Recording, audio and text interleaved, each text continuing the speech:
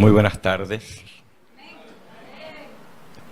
Qué gozo y alegría estar nuevamente aquí con ustedes, gozando del compañerismo cristiano, gozando de la música de alabanza a nuestro Dios y ahora sentándonos a los pies de Jesús para que Él nos hable a través de su santo libro. Vamos a abrir nuestras Biblias en el Evangelio según San Marcos, en el capítulo 1. San Marcos, capítulo 1.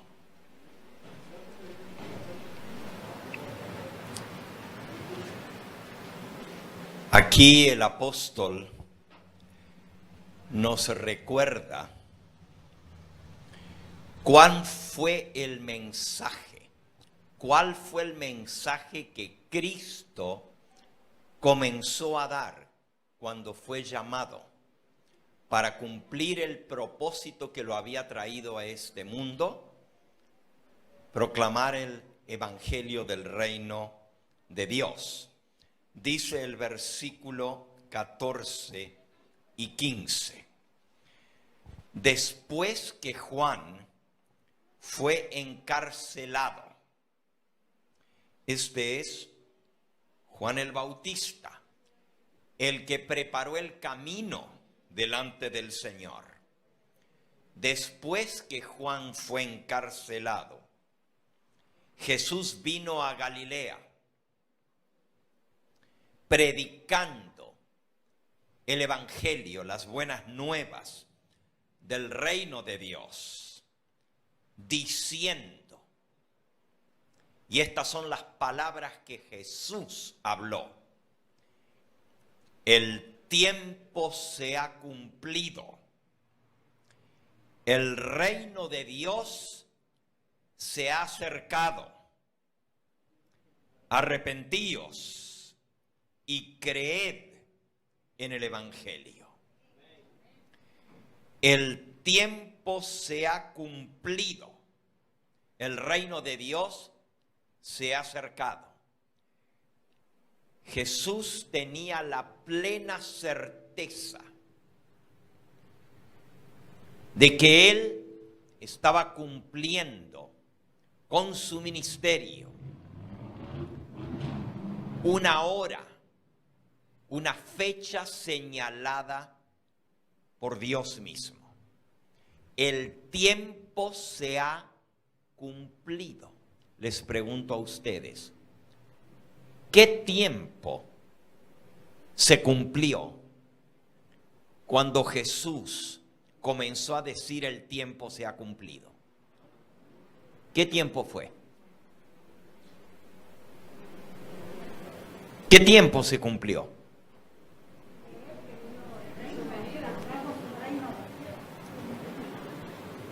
¿Había una fecha para eso? Si Jesús dijo, el tiempo se ha cumplido, es que había una fecha que había de cumplirse. Veamos otro versículo. Gálatas, capítulo 4 y versículo 4. Gálatas 4:4. Pero cuando vino el cumplimiento del tiempo, Dios envió a su Hijo, nacido de mujer y nacido bajo la ley. Cuando vino el cumplimiento del tiempo, Dios envió a su Hijo. ¿Había una fecha señalada por Dios cuando Él iba a enviar a su Hijo a este mundo? Cuando llegó esa fecha, porque en los planes y propósitos de Dios no hay premura ni hay demora. El reloj ni se atrasa ni se adelanta. Cuando llegó el cumplimiento del tiempo, Dios envió a su Hijo a este mundo. Y cuando Jesús comenzó a predicar después del encarcelamiento de Juan,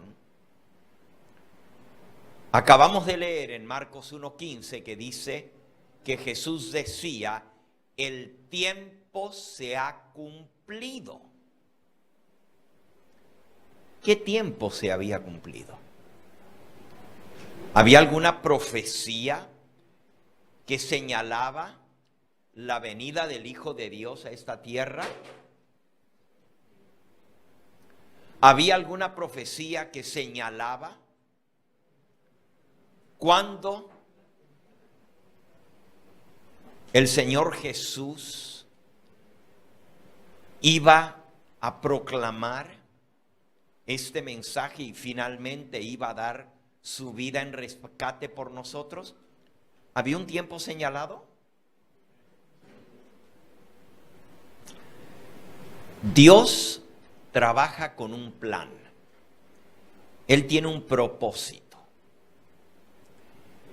Y en el plan de Dios, cada evento tiene su momento señalado. Hay una fecha establecida. ¿Ustedes se recuerdan cuál es la primera profecía de tiempo exacto que está en la Biblia? Porque una profecía es la historia escrita antes que la historia suceda. Eso es profecía. Dios nos revela lo que va a venir antes que eso suceda. Pero para que creamos, Dios hasta pone fecha cuando eso tiene que suceder. Y cuando llega la fecha que Dios tiene señalada, se cumple. Y se cumple exactamente como Él lo dijo, exactamente en la fecha que Él lo señaló.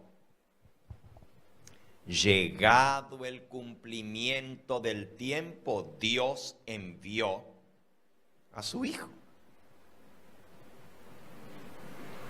¿En qué profecía estaba señalada la venida de Cristo a este mundo?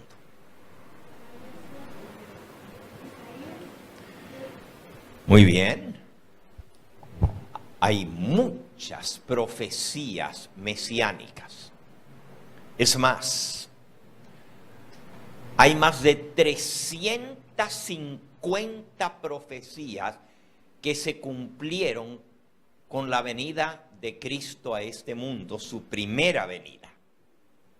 Porque ustedes saben que estamos esperando su regreso. Él prometió que va a regresar, ¿sí o no? Él dijo, me voy a preparar lugar para vosotros y vendré otra vez. Entonces Él prometió regresar. La pregunta es, ¿hay fecha para el regreso del Señor o no hay?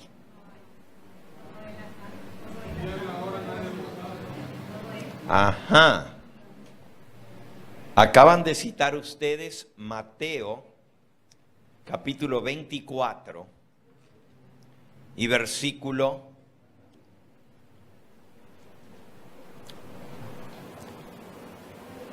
36.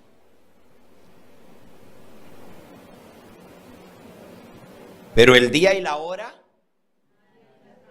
nadie lo sabe, ni aun los ángeles de los cielos, sino solo mi Padre. Pregunto, ¿hay un día y una hora establecidos para la venida del Señor?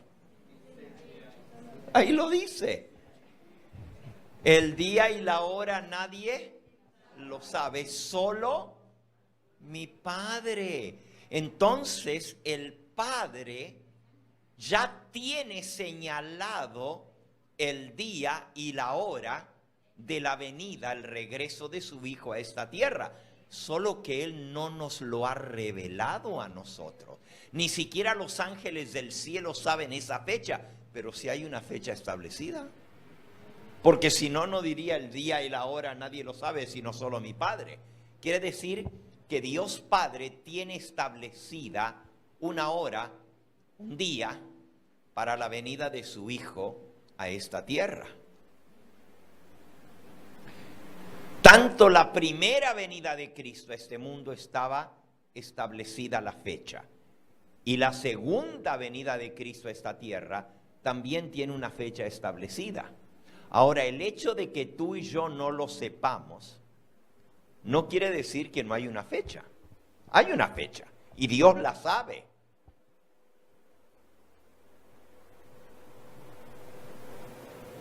Al ponerse el sol hoy, hace un ratito atrás, entramos a un nuevo día y estamos un día más cerca de esa fecha.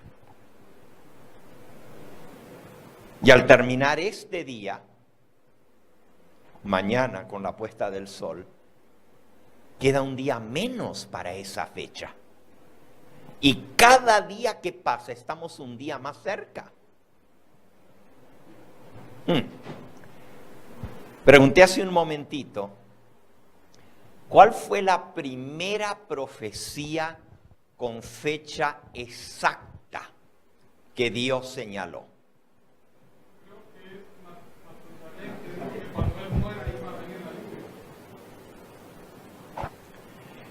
Sí, Matusalén era una profecía viva. Era una profecía con brazos, manos y cabeza.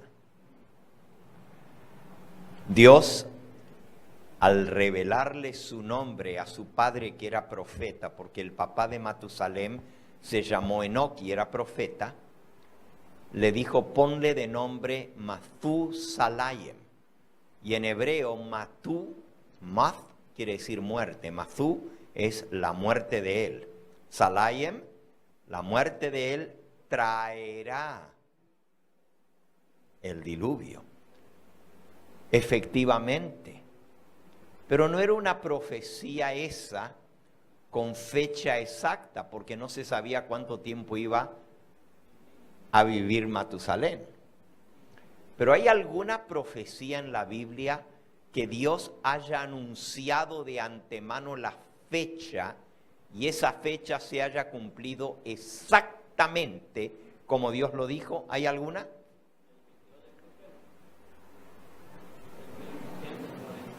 ¿Cuál fue la primera profecía que Dios señaló con fecha exacta? ¿Cuál fue?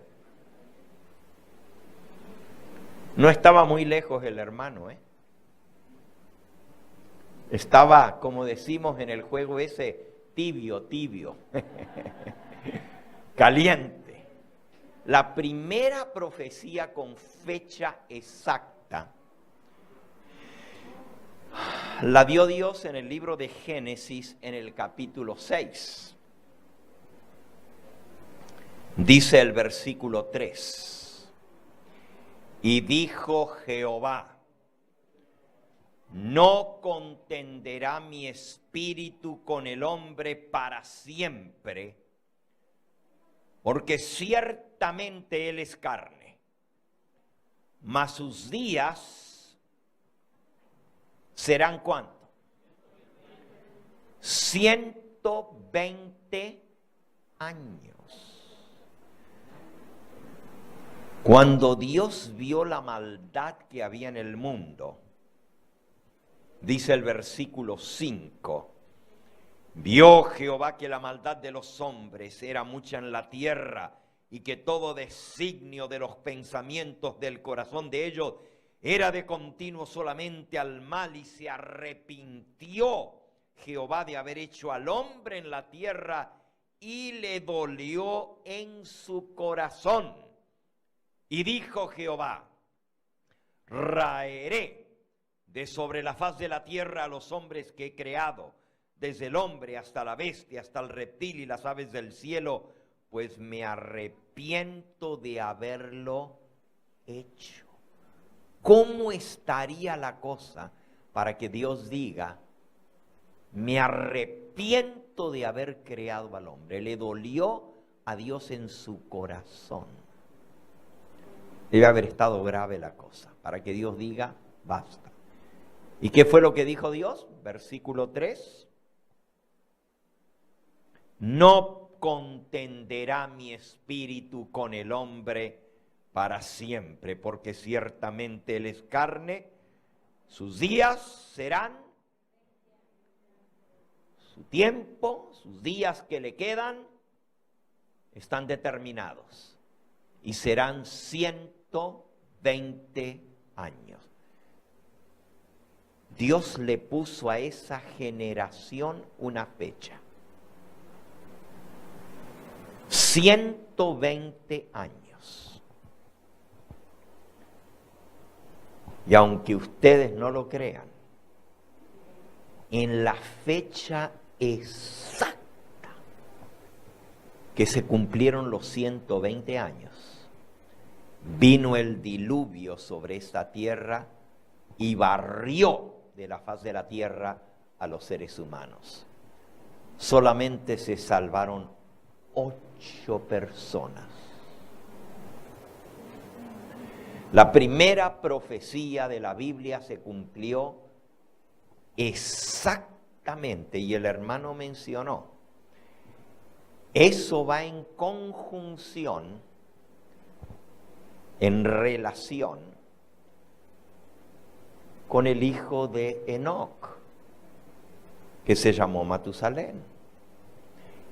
Y como Enoc era profeta, Dios le dijo a Enoc, ponle por nombre Matusalén, a este niño que acaba de nacer.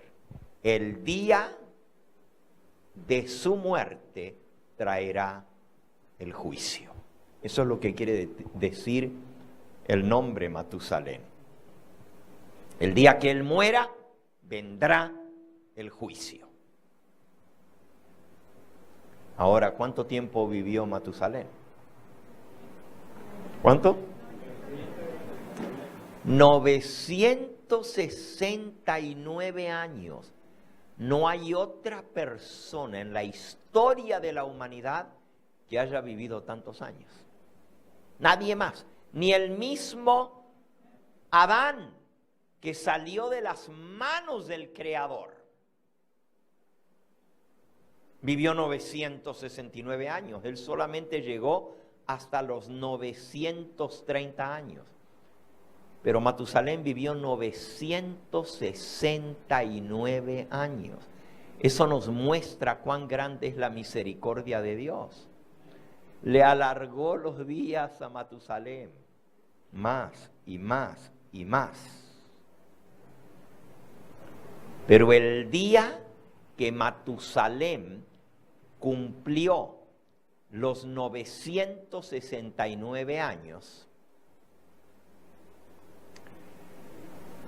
era la persona más vieja que vivía en el planeta.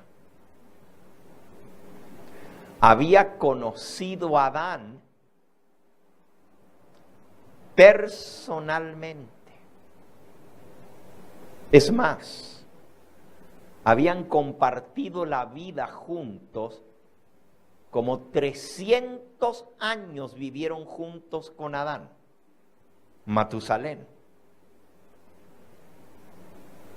Y cuando él murió, gente vino de todas partes al sepelio de Matusalén. Imagínense, al entierro del hombre que más años había vivido en el planeta, aparte de que la mayoría de la gente estaba emparentada con él.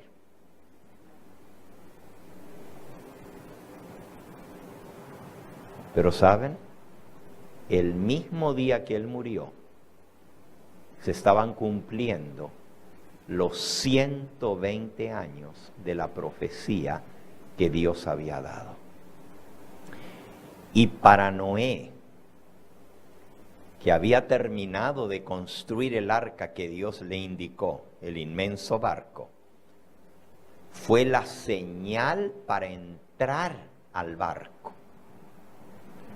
Murió Matusalén,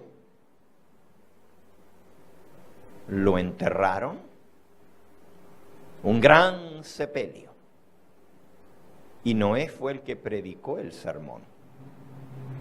Él predicó el sermón de la muerte de su abuelo, porque Noé tenía 600 años de edad. El papá de Noé se llamaba Lamec, y Lamec era hijo de Matusalén. O sea, Matusalén era el abuelo de Noé. Y Noé, que era el hombre que estaba en correcta relación con Dios, el hombre a quien Dios había escogido, porque el versículo que sigue de Génesis 6:9 dice: estas son las generaciones de Noé. Noé, varón justo, era perfecto en sus generaciones, con Dios caminó Noé. Noé estaba en estrecha comunión con Dios. A él Dios le había revelado la profecía con tiempo exacto, 120 años. Y Noé corroboró doblemente la fecha que Dios había señalado, con la muerte de su abuelo y con el cumplimiento de los 120 años. Y Noé no dudó. Él y toda su familia.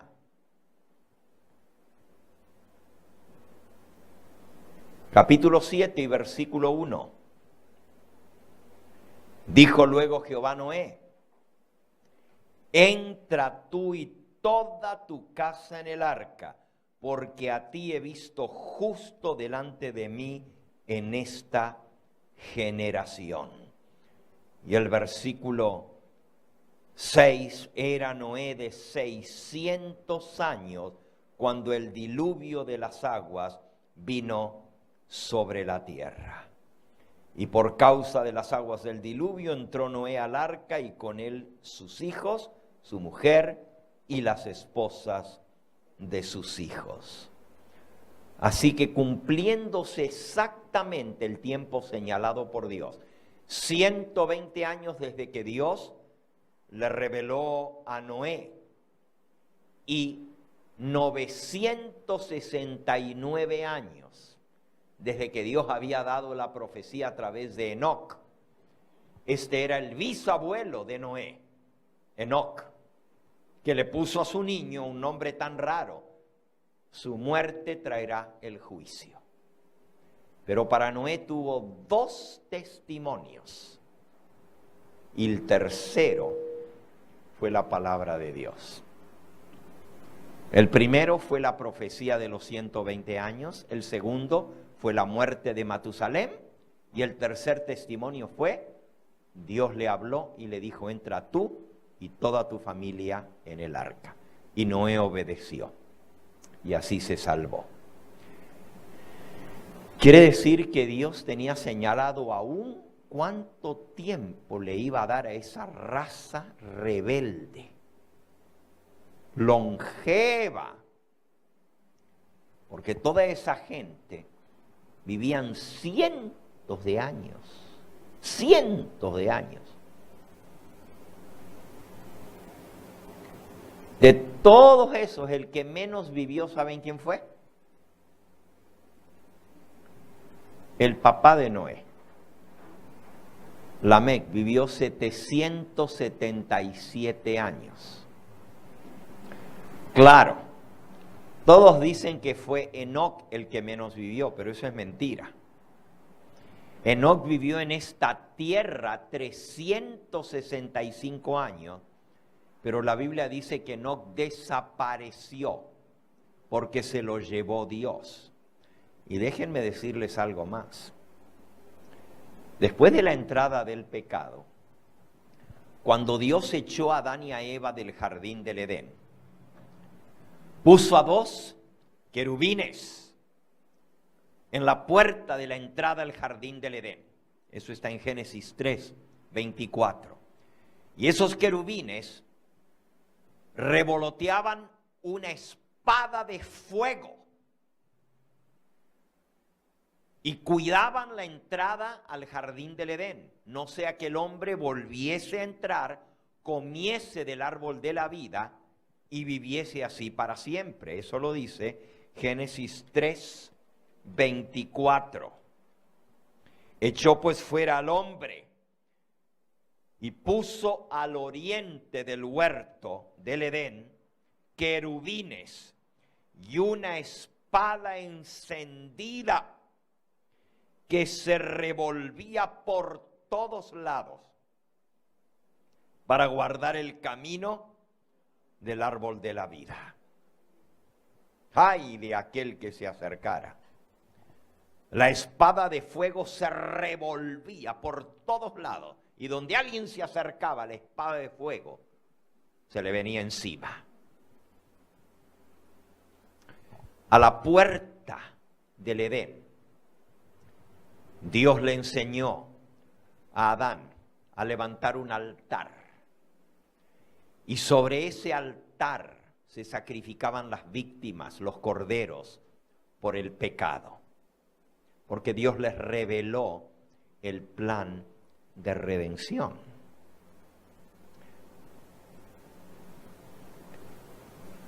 Todos los que vivieron en esa época, antes del diluvio, y que eran fieles a Dios, venían a la puerta del Edén a ofrecer sus sacrificios y adorar al Todopoderoso. Ese era el lugar de adoración. Ese era el santuario. El santuario era el jardín del Edén. Y así como el tabernáculo que Dios le mandó a construir a Moisés en el desierto, tenía un lugar santo y un lugar santísimo, y tenía 2 querubines de oro, y en medio de ellos había una columna de fuego, de luz, que se movía y era la presencia de Dios. Así, en la generación antidiluviana, el santuario era el jardín del Edén. Y el jardín del Edén era santo, pero tenía un lugar santísimo. Y el lugar santísimo era donde estaba el árbol de la vida. Y nadie podía acercarse a ese lugar, así como Dios le instruyó a Moisés que detrás del velo en el lugar santísimo no se fueran a meter. Pero tristemente los hijos de Aarón, los sobrinos de Moisés, se metieron detrás del velo y que cayeron fulminados. La antorcha de fuego, la Shekinah se llamaba, era como una espada de fuego que estaba en medio de los 2 querubines. Se adelantó de en medio de los 2 querubines que estaban sobre el propiciatorio en el arca del pacto, cayó sobre ellos y los fulminó, los carbonizó, quedaron quemados en el lugar santísimo, por haberse metido donde Dios había prohibido que entraran. Esto fue cuando Moisés construyó el tabernáculo, siglos más tarde.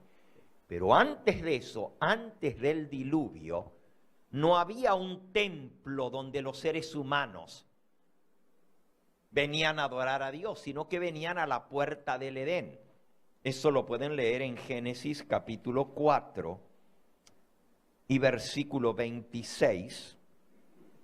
Y a Set también le nació un hijo y llamó su nombre Enós. Entonces los hombres comenzaron a invocar el nombre de Jehová.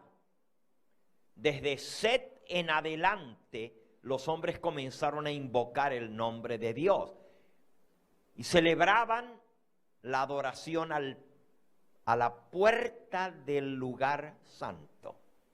en el atrio, por así decirlo, donde estaba el altar. Allí venían a ofrecer sus corderitos. Eso está en todo el capítulo 4, desde el comienzo está la historia de Caín y de Abel. ¿Se acuerdan?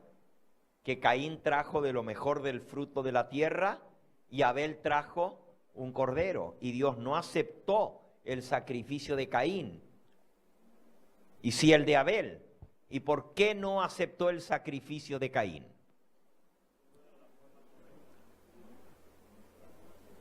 Caín había traído lo mejor del fruto de la tierra, había escogido lo más hermoso, las frutas más grandes, los vegetales más exclusivos, y los colocó en el altar, y Dios no aceptó. Porque la Biblia dice, gracias hermano, que sin derramamiento de sangre no hay remisión, no hay perdón de pecados. Tenía que ser un cordero y tenía que derramarse la sangre. Ahora, les estoy contando esto porque sucedió algo muy interesante. Una generación tras otra, esto lo pueden leer en el capítulo 6 del libro Patriarcas y Profetas. Una generación tras otra de los adoradores venían a la puerta del Edén a adorar al Dios verdadero, a invocar el nombre de Jehová. Y la Biblia dice, todo el que invocar el nombre de Jehová será salvo. La salvación estaba en poner su fe en aquel cordero. En el libro de Hebreos, en el capítulo 11, Hebreos, capítulo 11, dice en el versículo 4, por la fe, Abel ofreció a Dios más excelente sacrificio que el de Caín, por lo cual alcanzó testimonio de que era justo, dando Dios testimonio de sus ofrendas, y muerto aún habla por ella. Así que Abel por la fe ofreció el sacrificio y fue declarado justo delante de Dios, no porque él era justo, sino por la sangre del cordero derramada.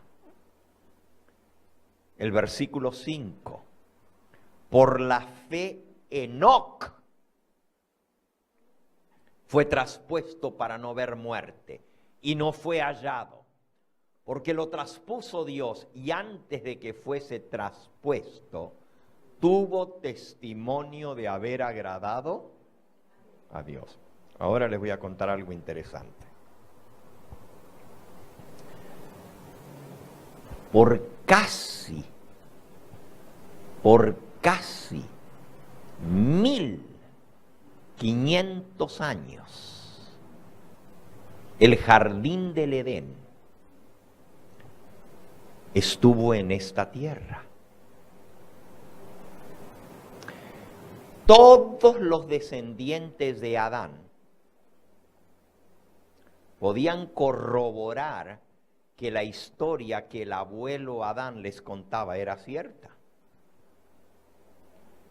Porque ustedes saben que Adán vivió 930 años. Mucho tiempo. Casi 1000 años vivió. Y el diluvio vino a los 1500 años después de la entrada del pecado. Y de esos 1500 años, desde que entró el pecado hasta que Dios destruyó a la raza antediluviana, de esos 1500 años, 1000 de esos 1500 años, 2/3 partes de todo el tiempo, Adán vivió en medio de los seres humanos. Y él les daba testimonio, él les contaba de cómo había entrado el pecado. Solamente déjenme leerles algo que es bastante triste. Cuando ustedes escuchen esto, van a sentir ¿Cómo se debe haber sentido Adán? A veces nosotros somos rápidos para juzgar y decir, bueno, si Adán no hubiera pecado, nosotros no hubiéramos estado metidos en el relajo que estamos metidos ahora, ¿verdad? No hubiera entrado el pecado en este mundo. La culpa la tuvieron Adán y Eva, que nos metieron en este gran problema que ahora estamos. Déjenme leerles aquí un parrafito. Es muy triste lo que les voy a leer. Cómo la gente de la época de Adán lo consideraba a él. Y cómo lo trataban. Está en ese capítulo que les acabo de mencionar, el capítulo 6 del libro Patriarcas y Profetas.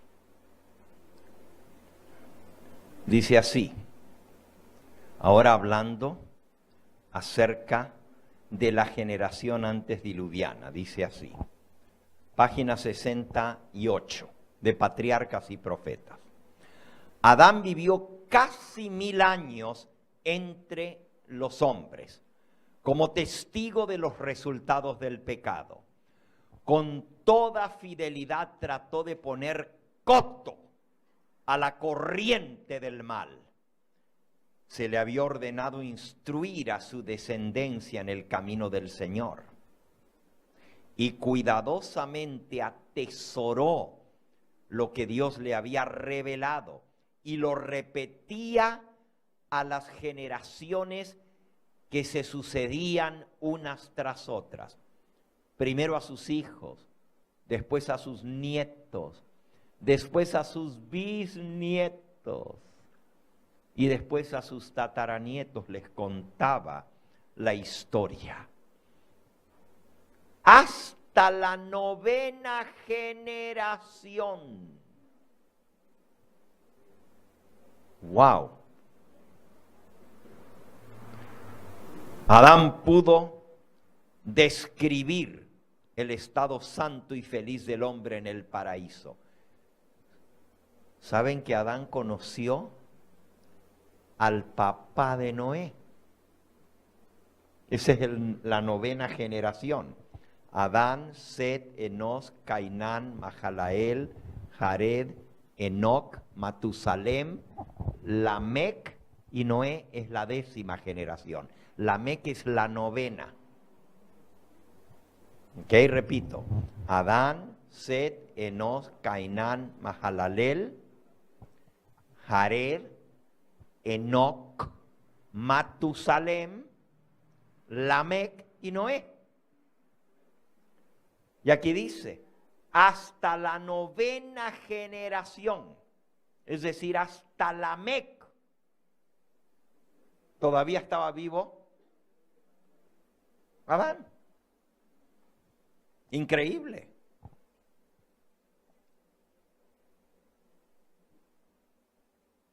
Y Adán les contaba a sus descendientes, sigo leyendo, el estado santo y feliz del hombre en el paraíso. Les repetía la historia de cómo él cayó. Y les refirió los sufrimientos mediante los cuales Dios le había enseñado la necesidad de adherirse estrictamente a su ley. Y les explicó a sus descendientes las misericordiosas medidas tomadas para su salvación. Pero solo unos pocos de sus descendientes prestaron atención a sus palabras. A menudo, sus bisnietos y tataranietos le hacían amargos reproches por el pecado que había traído tanto dolor a sus descendientes. Unos se burlaban de él otros lo recriminaban arduamente. La vida de Adán fue una vida de tristeza, humildad y contrición, arrepentimiento. Cuando salió del Edén, la idea de que tendría que morir le hacía estremecer de terror. Cuando conoció por primera vez la realidad de la muerte en la familia humana, cuando Caín, su primogénito, asesinó a su hermano Abel, lleno del más agudo remordimiento por su propio pecado y doblemente acongojado por la muerte de Abel y el rechazo de Caín, Adán se sintió morir. Nunca había muerto un ser humano en esta tierra todavía. Habían muerto animales, pero ningún ser humano. Y el primero murió en las manos de su propio hijo primogénito. Caín mató a Abel y ahora el padre Adán vio los resultados de que era cierto, de que el pecado trae la muerte. Imagínense cuando vio el cuerpo inerte de su hijo, de su propio hijo Abel. Imagínense los gritos de esa madre, Eva, cuando se encontró frente al cadáver de su hijo. Si todavía nosotros, que hemos visto tanta muerte y estamos como que acostumbrados a que esa es la ley de la vida, todavía cuando se nos muere un hijo, hay que aguantar los gritos de las madres. No es fácil. Imagínense los gritos de esa primera madre que perdió a su hijo y que nunca antes había visto la muerte. Lo sacudía pensando que lo iba a poder despertar. Nunca habían visto lo que era la muerte. Imagínense la primera vez que tuvieron que cavar un hoyo y echarle tierra sobre el cuerpo de su amado hijo. Adán estaba destrozado. Dice, estaba lleno del más agudo remordimiento por su propio pecado y doblemente acongojado por la muerte de Abel y el rechazo de Caín. Adán estaba abrumado por la angustia. Veía cómo por doquiera se esparcía la corrupción que iba a causar finalmente la destrucción del mundo mediante un diluvio. Y a pesar de que la sentencia de muerte que fue pronunciada sobre él por su hacedor le había parecido tan terrible al principio cuando la escuchó de los labios del Creador, después de presenciar durante casi 1000 años los resultados del pecado, Adán llegó a considerar como una misericordia el que Dios pusiera fin a su vida de sufrimiento y dolor. Estaba hablando con alguien esta semana pasada, este domingo, y me decía, le pregunté por su mamá. Yo la conocí hace unos años atrás y le dije, hermano, ¿cómo sigue su mamá? Porque era muy viejita. Tenía 99 años. Y me dijo, pastor, tiene 6 meses que murió. ¿Con cuántos años murió, hermano? Yo la había visto con 99 años. Y me dijo, murió con 102 años. 102 años. Y le digo, ¿y de qué murió? Me dijo, pastor, no quiso seguir viviendo. Dijo que ya estaba muy cansada. No tenía nada. Los médicos la revisaban, no tenía nada. No tenía diabetes, no tenía cáncer, no tenía Alzheimer, no tenía artritis, no tenía nada. Pero un buen día cumplió los 102 años y dijo, ya me cansé, no quiero seguir viviendo. Y dejó de comer. Y dice que le suplicaban sus hijos. Ya había enterrado a 7 de los 9 hijos que tenía, solo le quedaban 2.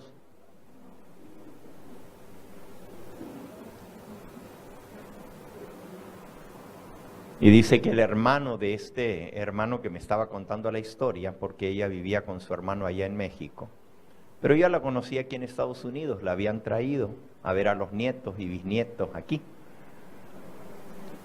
Y el hermano me decía, mi hermano y mi cuñada y los nietos le decían, abuelita, come, come. No quiso comer más, se dejó morir. Ya estaba cansada. Adán se sintió terriblemente cansado, 930 años de ver el resultado de su pecado. Y cuando le llegó el día, se sintió agradecido a Dios que lo estaba poniendo al descanso. Ya más bien veía la muerte como un alivio, como una paz, con una tranquilidad, no con miedo y terror como antes la había visto. Pero lo que les quiero contar es esto.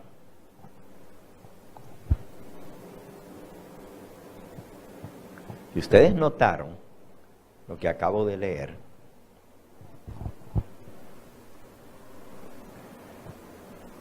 dice, Adán estaba abrumado por la angustia, veía cómo por doquiera se esparcía la corrupción que iba a terminar finalmente con la destrucción del mundo mediante un diluvio. Ustedes saben que Adán sabía lo que venía. No sabía el día ni la hora. No sabía la fecha. No alcanzó a estar vivo para cuando Dios le reveló a Noé que quedaban 120 años. Ya Adán había muerto. Pero cuando nació Matusalén,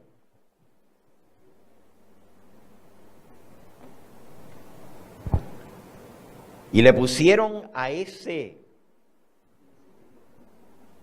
¿cómo le dicen en mi país cuando es bisnieto? Después dicen tataranieto y después dicen tataranieto y después ya ni le dicen tataranieto, sino le dicen chono. Chono.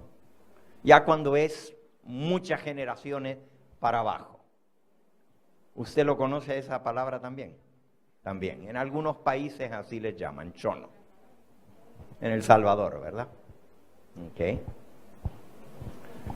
Pues ese descendiente de Adán, que su papá le puso Matusalén, Adán sabía que era una profecía. La muerte de él, su muerte traerá el juicio. Dios se lo había revelado a Adán, ahí lo acabamos de leer. Que Adán sabía que todo eso iba a terminar en un juicio. Él no sabía el día y la hora, pero sabía que cuando ese muchacho, que fue creciendo y vivió junto con Adán, porque se sentó en las rodillas de Adán, Matusalén, y después creció, y ya se hizo viejo, no viejo, pero bueno, para nosotros sería muy viejo, más de 300 años. Matusalén estuvo presente en el entierro de Adán. Y también el hijo de Matusalem, Lamec, estuvo presente en el entierro de Adán, cuando él murió. Así que Adán sabía lo que venía. Después de que Adán murió, pasaron unos 500 años más, pero como Matusalem vivió 900, casi 400 años, 300 y pico de años vivieron juntos, Matusalem y Adán. Eso lo pueden encontrar en Génesis capítulo 5, si van sumando las fechas de cuándo nació uno y cuándo murió y cuándo nació el otro y cuándo murió, ahí les va a dar y pueden ir poniendo una línea para la vida de cada uno y pueden ir viendo cómo vivieron contemporáneamente. Bueno, ahora llego al punto que les quería contar. Un buen día,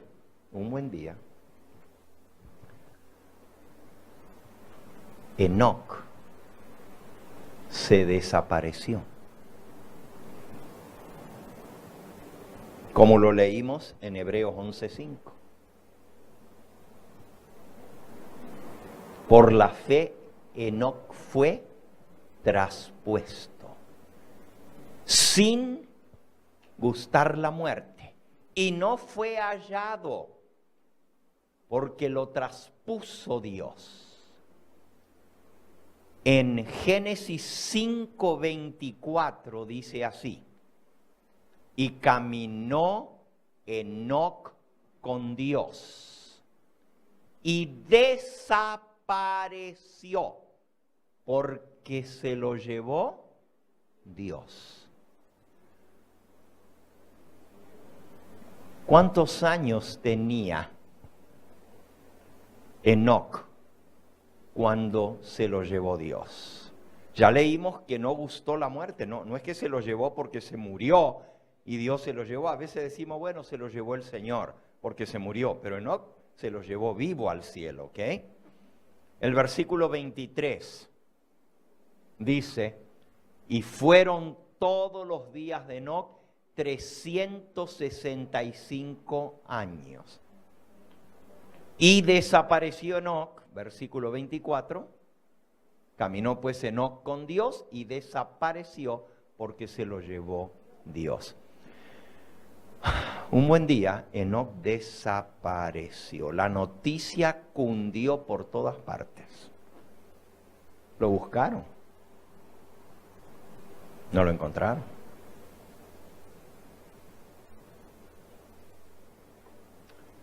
Pero ¿saben lo que corroboró? Que no se había desaparecido así porque sí, ni se había muerto por allá lejos donde nadie lo vio y quedó tirado por allá. Cuando los hombres vinieron a la puerta del Edén, a donde estaba el altar para ofrecer sus sacrificios, se encontraron que el jardín del Edén había desaparecido también.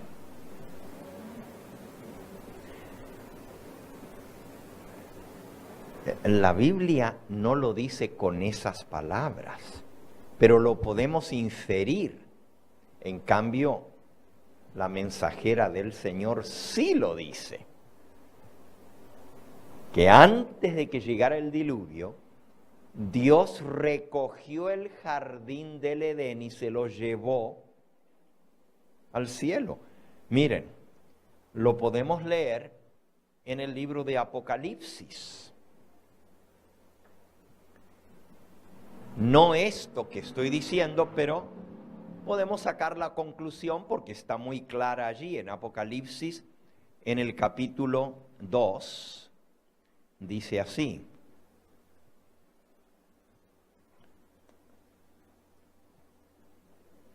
Versículo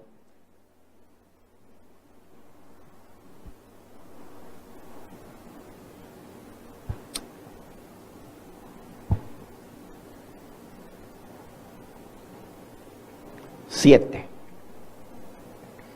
El que tiene oído, oiga lo que el Espíritu dice a las iglesias.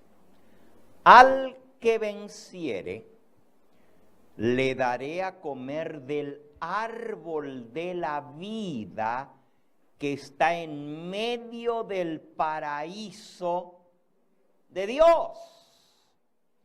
Ahora, Jesús le dice a Juan que escriba esto, que al que venza, Dios le va a dar a comer del fruto del árbol de la vida que está en medio del paraíso de Dios. ¿Y dónde está el árbol de la vida? Apocalipsis 22, versículo 1. Después me mostró un río limpio de agua de vida, resplandeciente como el cristal, que salía del trono de Dios y del Cordero, y en medio de la calle de la ciudad. Eso es la Nueva Jerusalén. Y a uno y al otro lado del río estaba el árbol de la vida, que produce 12 frutos, dando cada mes su fruto, y las hojas del árbol eran para la sanidad de las naciones. En medio de la ciudad, a ambas márgenes del río de la vida, está el árbol de la vida, que produce 12 frutos. Y Jesús promete al que venza, al que venciere, yo le daré a comer del árbol de la vida que está en medio del paraíso de Dios. ¿Y dónde está el paraíso? ¿Y dónde está el árbol de la vida? Del trono de Dios. Eso decía el versículo 1. En medio de la ciudad está el trono de Dios. Y al uno y al otro lado del árbol de la vida, que produce 12 frutos. Así que en este momento, y ahí tenemos la prueba, el árbol de la vida que estaba en el jardín del Edén y que era guardado por querubines con una espada desenvainada de fuego, ahora está en el paraíso. ¿Saben cómo le llama la Biblia al paraíso? El tercer cielo. Lo pueden leer en 2 de Corintios. No, es 1 de Corintios capítulo 12, si no recuerdo mal. Vamos a ver. 1 de Corintios, no, es 2 de Corintios 12, exactamente. 2 de Corintios 12, dice el versículo 1, escribe el apóstol Pablo: ciertamente no me conviene gloriarme, pero vendré a las visiones y a las revelaciones del Señor. Conozco a un hombre en Cristo que hace 14 años, si en el cuerpo no lo sé, o si fuera del cuerpo no lo sé, Dios lo sabe, fue arrebatado hasta el tercer cielo. Y yo conozco a tal hombre, si en el cuerpo, fuera del cuerpo no lo sé, Dios lo sabe, que fue arrebatado al paraíso, donde oyó palabras inefables que no le es dado al hombre expresar. Ese hombre era Pablo. Y él dice: conozco a un hombre, si en el cuerpo o fuera del cuerpo no lo sé, Dios lo sabe, fue arrebatado al tercer cielo, al paraíso, donde escuchó palabras inefables. Eso de si en el cuerpo o fuera del cuerpo, simplemente significa que él fue tan real esa visión, que él no sabe si literalmente el Señor lo agarró y lo llevó así cuerpo y alma, en el cuerpo mismo, y lo hizo caminar allá en el paraíso, o si fue en visión, fuera del cuerpo, en la mente, ¿verdad? En la visión que él tuvo, o si literalmente se lo llevó al cielo, porque todo lo que él vio era como que él estaba caminando allá. Una jovencita de 17 años que se llamaba Elena, también fue arrebatada al tercer cielo en visión. Elena Harmon se llamaba en esa época, después se casó con el pastor Jaime White y la conocemos como Elena D. White por el apellido de su esposo. Pero Elenita Harmon, con 17 años de edad, fue arrebatada también al tercer cielo. Y ella también vio el árbol de la vida y vio el trono de Dios. ¿Ustedes notaron que Apocalipsis 22, versículo 2, dice, Apocalipsis 22, 2, y en medio de la calle de la ciudad, al uno y al otro lado del río, estaba el árbol de la vida? ¿Cómo puede estar un árbol a un lado y al otro lado del río? Tienen que ser dos árboles. Pero es el árbol de la vida. Esto no lo explicó Pablo ni lo explicó Moisés en el Génesis, pero lo vio Helenita cuando tenía 17 años de edad y está en este librito que se titula Primeros Escritos. Las primeras visiones que ella tuvo, porque en total tuvo más de 2000 visiones en los 70 años que sirvió como mensajera del Señor. Pero su primera visión, que la tuvo el 10 de diciembre del año 1844. Por cierto, Helenita tenía una hermana melliza que se llamaba Elizabeth. Eran gemelas, se parecían mucho. No idénticas, pero gemelas. Y habían nacido las dos, obviamente, el 26 de noviembre. Era su cumpleaños. ¿Okay? De 1827. Quiere decir que el 26 de noviembre de 1844 había cumplido los 17 años. Y 2 semanas más tarde, el 10 de diciembre, recién cumpliditos sus 17 añitos de edad, tuvo su primera visión. Les leo nomás un pedacito, un parrafito chiquito. Está bajo el capítulo titulado Mi primera visión. Dice así: allí vi el árbol de la vida. Ella cuenta todo lo que vio. También fue arrebatada al tercer cielo. Página 17. Allí vi el árbol de la vida y el trono de Dios, del que fluía un río de agua pura, igualito como dice allí, en medio de la calle de la ciudad. Y vamos al versículo 1, 22.1. 22.1. Después me mostró un río limpio de agua de vida, resplandeciente como el cristal, que salía del trono de Dios y del Cordero. Eso lo vio Juan en visión. Y el versículo 2, y en medio de la calle de la ciudad, al uno y al otro lado del río, estaba el árbol de la vida, que produce 12 frutos, dando cada mes su fruto. Helenita dice: allí vi el árbol de la vida y el trono de Dios, del que fluía un río de agua pura. Y en cada lado del río estaba el árbol de la vida. Lo mismito que dice ahí. En una margen del río había un tronco del árbol, y en el otro lado del río el otro tronco. Ambos parecían de oro puro, transparente. Al principio pensé que había 2 árboles, pero al volver a mirar vi que los 2 troncos se unían en la parte superior y formaban un solo árbol.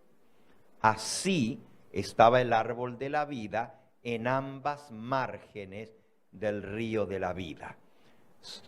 Sus ramas se inclinaban hacia donde nosotros estábamos, y el fruto era espléndido, semejante a oro mezclado con plata.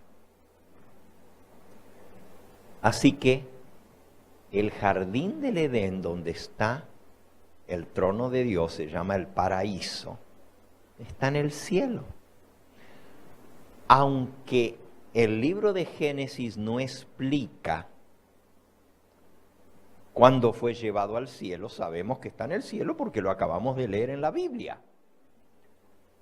Elena de White, en el libro Patriarcas y Profetas, en el mismo capítulo que les indiqué, el capítulo 6, donde habla de cómo Adán sufría al ver la depravación, en ese mismo capítulo dice que un poco antes del diluvio, cuando Dios se llevó a Enoc al cielo, se llevó también el jardín del Edén para preservarlo, porque si no se hubiera destruido con el diluvio, y Dios se lo llevó intacto al cielo.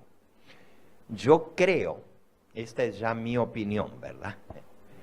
Pero yo creo que como Enoc fue el primer ser humano que fue de esta tierra al cielo, y los que somos de esta tierra estamos hechos de los elementos de esta tierra, porque Dios nos hizo del polvo de la tierra, y todos los elementos que componen nuestro cuerpo están tomados de la tierra, porque de ahí lo sacan los árboles y las plantas y los vegetales, todo lo absorben de la tierra, todos los nutrientes, y eso es lo que nosotros comemos y es lo que nos mantiene a nosotros. Entonces, como Dios se llevó a Enoc al cielo, pues le llevó su comida. Es decir, le llevó el jardín del Edén para que tuviera que comer, porque tenía que comer de los elementos de esta tierra. Obviamente Dios le podía haber hecho el milagro todos los días de haberle dado una fruta que Él la creara, pero no fue así, se llevó el jardín del Edén. Vean qué interesante lo que les voy a leer ahora. No sé si alguna vez ustedes leyeron el encuentro de los dos Adanes. Cuando los dos Adanes se encuentren, y usted dice, ¿cómo que hay dos Adanes? Hay dos Adanes. Y usted dice, ¿dos Adanes? Bueno, el primer Adán es cabeza de toda la humanidad, y el segundo Adán es cabeza de todos los seres humanos que se salven, es Cristo Jesús. Podemos leerlo, está en Primera de Corintios, en el capítulo 15. Primera de Corintios 15. Dice así. Versículo 45. Así también está escrito, fue hecho el primer hombre, Adán, alma viviente. El postrer Adán, el último, espíritu vivificante. Mas lo espiritual no es primero sino lo animal, luego lo espiritual. El primer hombre es de la tierra, terrenal. El segundo hombre, que es el Señor, es del cielo. Cual el terrenal, también los terrenales. Cual el celestial, tales también los celestiales. Así como hemos traído la imagen del terrenal, traeremos también la imagen del celestial. Así que el Señor es el segundo Adán. Y así como nosotros traemos los genes del primer Adán, porque toditos nosotros traemos los genes del primer Adán, también traeremos la imagen del segundo Adán cuando seamos glorificados. Ya sea por la resurrección o por la transformación. Eso lo pueden leer en el versículo 51. He aquí os digo un misterio. 51. No todos dormiremos, pero todos seremos ¿qué? transformados en un momento, 52, en un abrir y cerrar de ojos a la final trompeta, porque se tocará la trompeta y los muertos serán resucitados incorruptibles y nosotros seremos transformados, porque es necesario que esto corruptible se vista de incorrupción y esto mortal se vista de inmortalidad. Y cuando esto corruptible se haya vestido de incorrupción y esto mortal se haya vestido de inmortalidad, entonces se cumplirá la palabra que está escrita: sorbida es la muerte en victoria. ¿Dónde está, oh muerte, tu aguijón? ¿Dónde, oh sepulcro, tu victoria?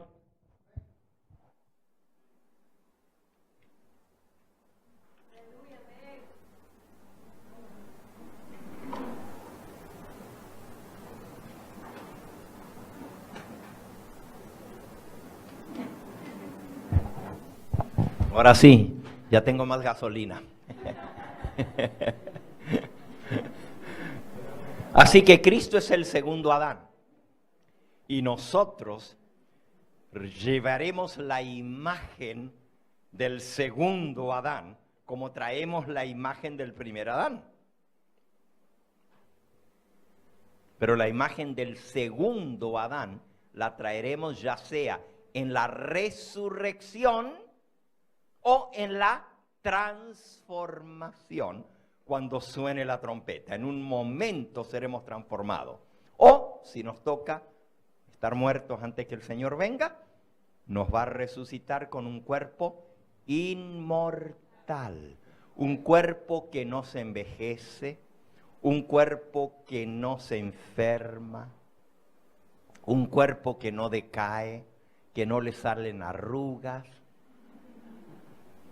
un cuerpo que no necesita de anteojos ni de dientes postizos, ni de muletas, ni de prótesis. ¿Se imaginan cuando venga el Señor? Los que tienen dientes postizos vamos a hacer... Los vamos a escupir, porque el Señor nos va a dar dentadura perfecta. Y los que tienen anteojos los tiraremos. Y los que tienen prótesis o piernas artificiales las van a descartar. Qué hermoso ese día, ¿verdad? Cuando traigamos la imagen del celestial. Filipenses 3:20. Porque nuestra ciudadanía está en los cielos, de donde también esperamos al Salvador, al Señor Jesucristo, el cual transformará el cuerpo de la humillación nuestra para que sea semejante al cuerpo de la gloria suya, por el poder con el cual también puede sujetar a sí mismo todas las cosas. Así que ese poder que tiene Cristo va a transformar este cuerpo de humillación y lo va a hacer semejante al cuerpo de su gloria. Bueno, ahora les voy a leer el encuentro de los dos Adanes. El encuentro de los dos Adanes. Esto es exciting. ¿Cómo se dice en español exciting? Emocionante.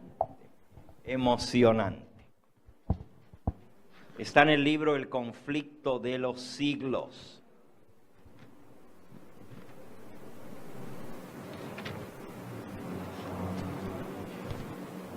Y está en el capítulo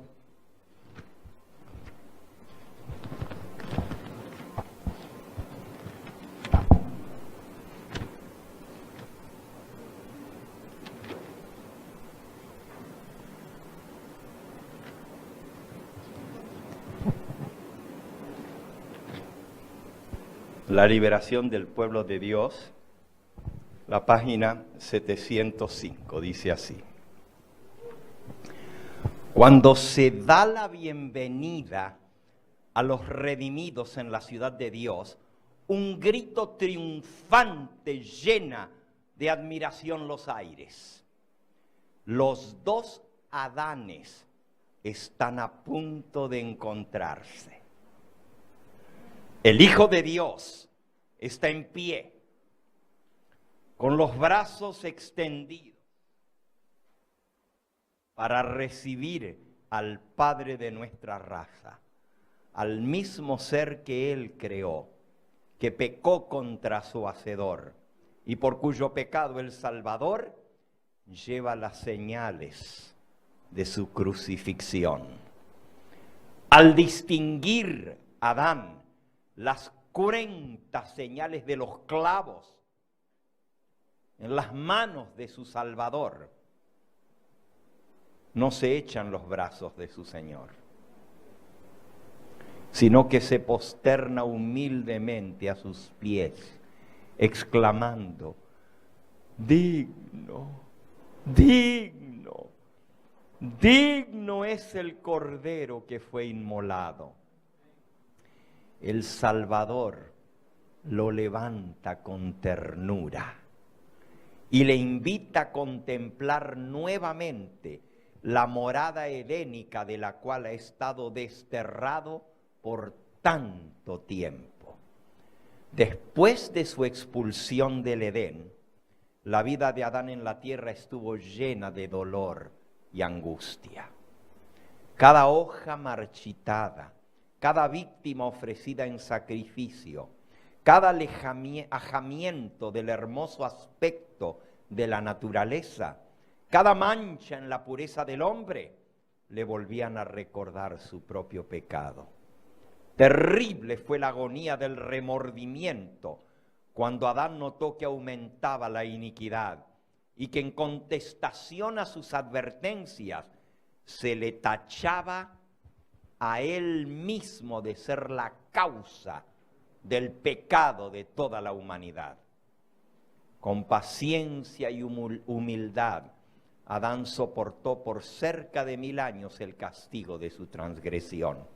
Se arrepintió sinceramente de su pecado y confió en los méritos del Salvador prometido y murió en la esperanza de la resurrección.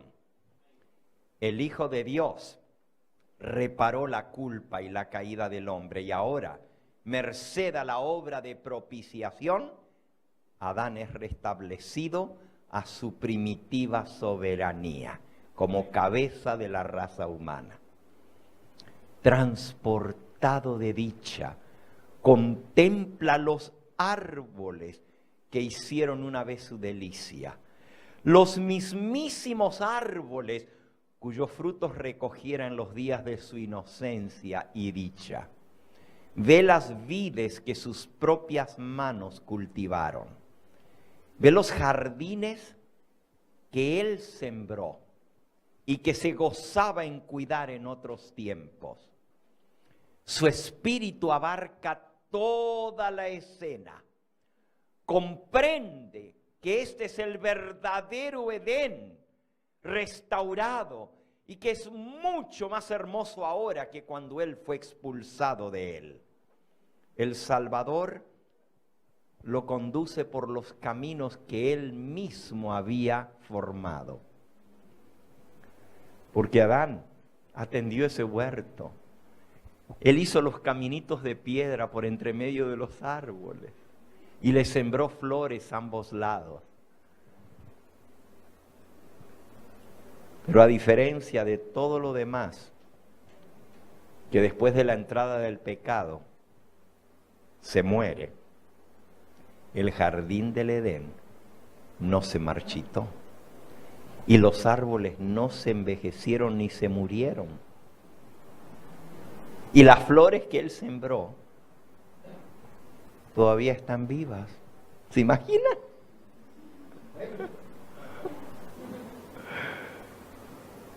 Las vides que sus propias manos entrelazaron, porque él agarró las enredaderas y las fue trenzando para hacerlas bonitas. Y ahí están todavía. El Salvador lo conduce por los caminitos que Él preparó en medio de los árboles del huerto y lo lleva hasta el árbol de la vida.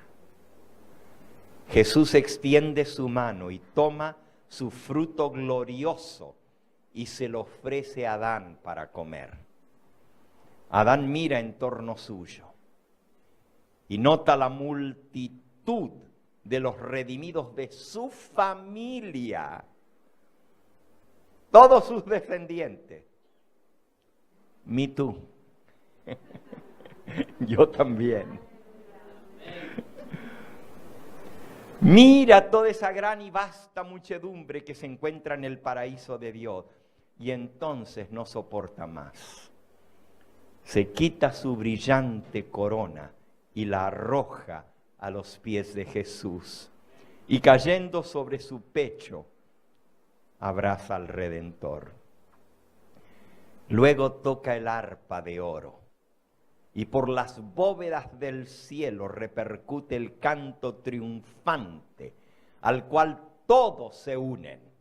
Digno, digno, digno es el Cordero que fue inmolado y por su sangre nos redimió. La familia de Adán repite los acordes y arroja sus coronas a los pies del Salvador, inclinándose ante Él en adoración. Presencian esta unión de los dos Adanes los ángeles, que lloraron por la caída de Adán y se regocijaron cuando Jesús, una vez resucitado, ascendió al cielo después de haber abierto el sepulcro para todos aquellos que creyeron en su nombre. Ahora esos ángeles contemplan el cumplimiento de la obra de redención y unen sus voces al cántico de alabanza. Digno, digno es el Cordero. Hoy hemos visto que Dios tiene un plan de redención. Y en ese plan de redención, Él tiene dispuesto todo lo que había de venir. La primera profecía con fecha exacta fue la de la destrucción del mundo. Después vinieron muchas profecías más. Yo les pregunté al principio del tema, y ahora ya al final, ¿cuál profecía se cumplió cuando Jesús comenzó a predicar el tiempo se ha cumplido? Algo se cumplió. ¿Cuál profecía se cumplió cuando Jesús nació? Porque dice Gálatas 4:4, y llegado el cumplimiento del tiempo, Dios envió a su Hijo a nacer de mujer.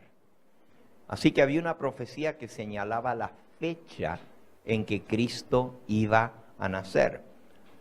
No solamente señalaba, como dijo la hermana, el profeta Isaías, que un niño iba a nacer, que iba a nacer de una virgen. Y el profeta Miqueas señalaba que iba a nacer en una pequeña aldea llamada Bethlehem. Bethlehem. Lehem en hebreo quiere decir pan. Y Bet quiere decir casa. Casa del pan. Qué interesante que Jesús nació en una aldea, en un pueblito que se llama Panadería. Casa del pan, Belén. Pero qué interesante que Él dijo, yo soy el pan que descendió del cielo. El que come de este pan vivirá eternamente. Así que de Belén, la casa del pan, salió el pan que va a dar vida eterna a toda la raza humana. Estaba profetizado que iba a nacer en Belén. Toda su vida estaba profetizada. Les decía al principio de este tema, hay más de 350 profecías que se cumplieron en la vida de Cristo. Más de 350 sorprendentes profecías. Por ejemplo, estaba profetizado que iba a entrar en Jerusalén sobre el lomo de un burrito. Y él lo cumplió. Podríamos decir, bueno, él lo leyó y entonces hizo que se cumpliera. También estaba profetizado en el libro de Salmos, el que mete su mano conmigo en el plato, ese es el que me va a entregar. Y Jesús lo dijo, pero estaba citando la profecía de David. Estaba profetizado, horadarán mis manos y mis pies, en el Salmo 22, que la manera como iba a morir estaba profetizada, que le iban a atravesar sus manos y sus pies. Estaba profetizado que iba a morir entre impíos, pero que con los ricos iba a ser su sepultura, y así fue. Murió entre dos malhechores y lo enterraron en la tumba de un hombre rico, aunque no duró mucho allí, ¿verdad? Toda su vida estaba profetizada, pero hay algunas profecías que son tan exactas, escuchen esto ahora, que nos dan día, mes, año y hasta la hora del día en que iban a cumplirse esas profecías. Por ejemplo, les voy a mencionar una que muy poca gente conoce, porque no es algo muy común. Así como les dije que el lugar donde él nació se llama Casa del Pan, y de ahí salió el pan de vida. Hay otra profecía que fue una señal que Dios le dio a través del ángel a los pastores el día que Jesús nació en Belén. ¿Ustedes se acuerdan cuál fue la señal para que ellos reconocieran al niño? ¿Qué fue lo que dijo el ángel? Está en el libro de Lucas, en el capítulo 2. Lucas capítulo 2. Pero esto viene en referencia a algo muy interesante. Y ya voy a terminar, no se crean que voy a seguir mucho más. Pero este puntito se los voy a dar porque es muy interesante. Dice Lucas, sí, ¿saben por qué estoy contento? Porque no nomás voy a estar este día. Vamos a estar 4 días juntos. Mañana vamos a seguir. Y el viernes otra vez y el sábado el día entero aquí vamos a estar, desde la mañana hasta la noche. Para aquellos que nos están viendo a través del canal, les invitamos a que nos vengan a acompañar en persona. Estamos en el Valle de San Fernando, aquí en la Iglesia del Evangelio Eterno, en la calle Terravela. La dirección 14445. Es decir, el 1 y luego 3 cuatros y el 5. 14.445 de la calle Terravela, en la ciudad de Pacoima. Les invitamos mañana. Les invitamos... Bueno, pues casi lo mismo. A la cuadra está Pacoima y a la otra cuadra está Panorama City. Está justo donde se dividen las dos ciudades. Así que es Pacoima o Panorama City. Pero si la buscan como Pacoima la van a encontrar en el mapa, y si la buscan como Panorama City también la van a encontrar. ¿Ok? Panorama City. 14.445, les invitamos a que nos acompañen en persona. ¿Ok? Vamos a Lucas 2. Lucas 2. Porque si ustedes han percibido hacia dónde vamos, Si ustedes han percibido hacia dónde vamos, ustedes se van a sorprender mucho. Yo les dije que todo en el plan de Dios tiene una fecha. Y todo se cumplió de acuerdo al plan de Dios. El nacimiento de Cristo tenía una fecha establecida.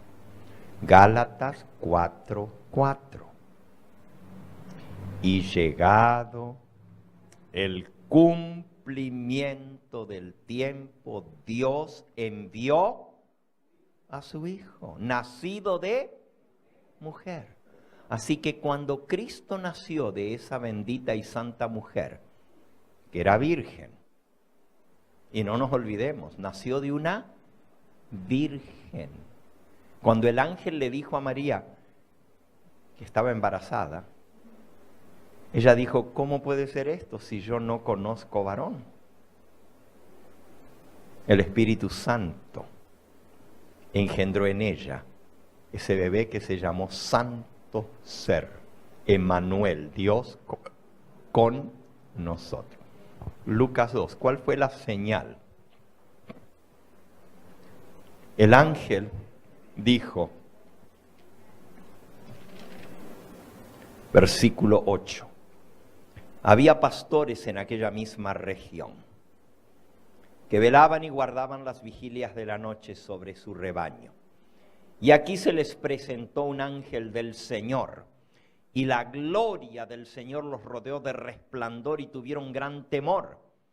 Pero el ángel les dijo, no temáis, porque aquí os doy nuevas de gran gozo, que será para todo el pueblo, que os ha nacido hoy en la ciudad de David un Salvador, que es Cristo el Señor.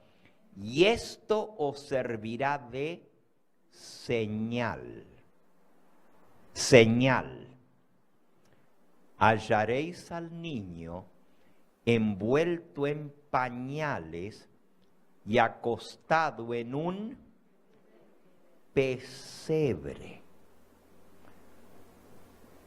¿Qué tiene de importancia el hecho de que iba a estar en un pesebre?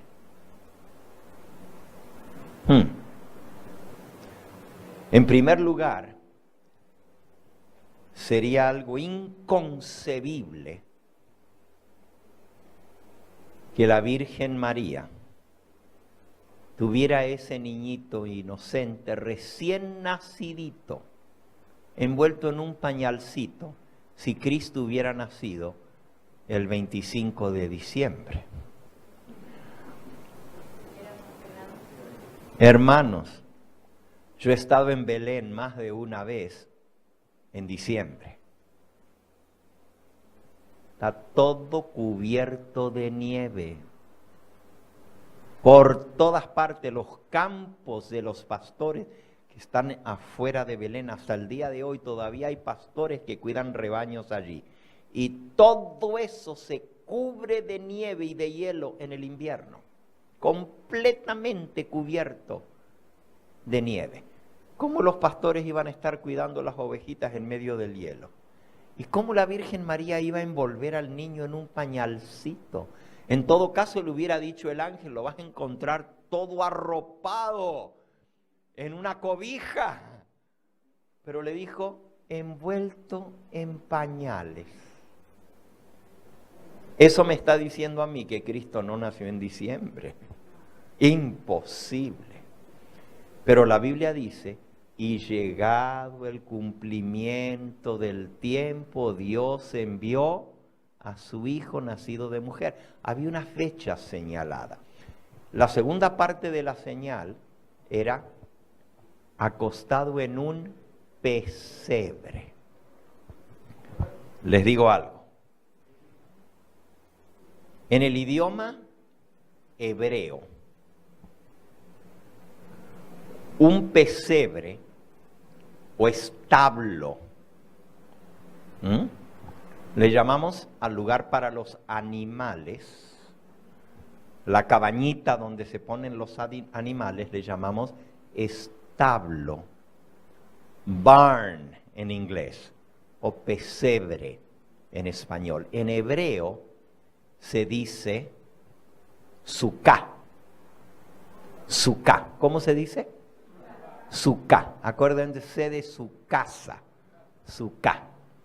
Suká quiere decir lugar para el ganado, pesebre. Lo pueden leer en el libro de Génesis. Génesis, en el capítulo 33. Dice en el versículo 17, y Jacob fue a Sucot y edificó allí casa para sí e hizo cabañas para su ganado. Cabañas. La palabra cabañas es Sucot y llamó el nombre de aquel lugar Sucot. ¿Qué quiere decir cabaña? Así se dice cabaña. El hebreo, el plural termina en ot, el plural femenino.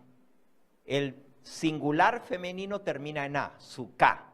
Y el plural femenino en hebreo, el singular es suká y el plural es Sucot. Pero resulta que Sucot es el nombre de una fiesta que celebraban los judíos. Se llama cabañas. En hebreo, Sucot. ¿Han oído hablar de la fiesta de las cabañas o de los tabernáculos? Esa fiesta se celebra no en el mes de diciembre, sino en el mes de septiembre a octubre.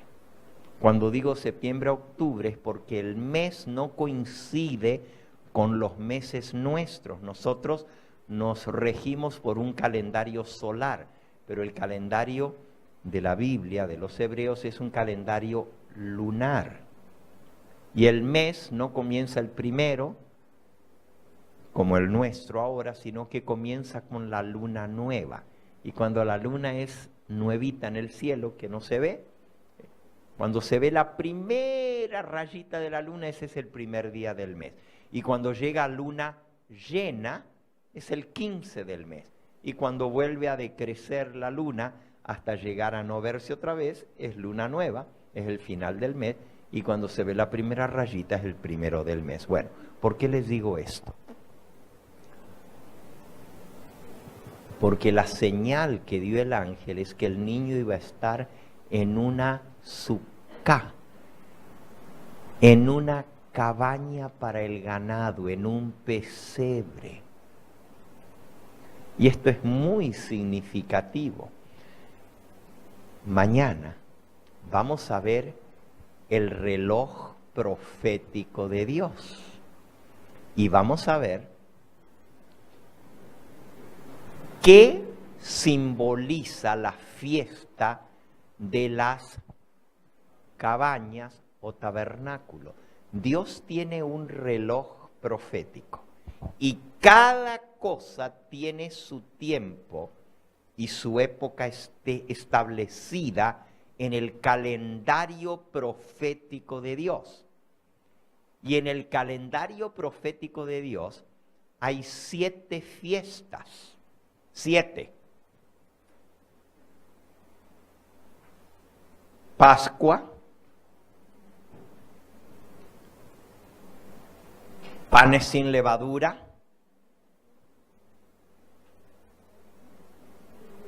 primicias, Pentecostés, trompetas, día de expiación y cabañas. Cabañas es la 7ª de las 7 fiestas. Solo les adelanto, cada una de esas fiestas es una fecha en el calendario de Dios para uno de los grandes eventos del plan de redención. Y les digo más, cada fecha del calendario de Dios se cumplió exacta. Así como la muerte de Matusalén, el día que él murió, se cumplieron los 120 años. Y en ese mismo día, Noé, después de enterrar al abuelo, entró con su familia al arca y vino el diluvio.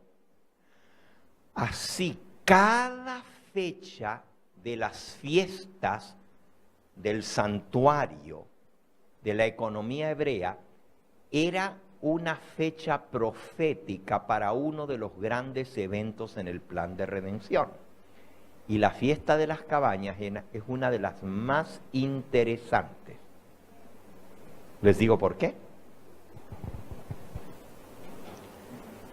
No solamente señala la fecha exacta del nacimiento de Cristo. Un montón de cosas sucedieron en la fiesta de las cabañas.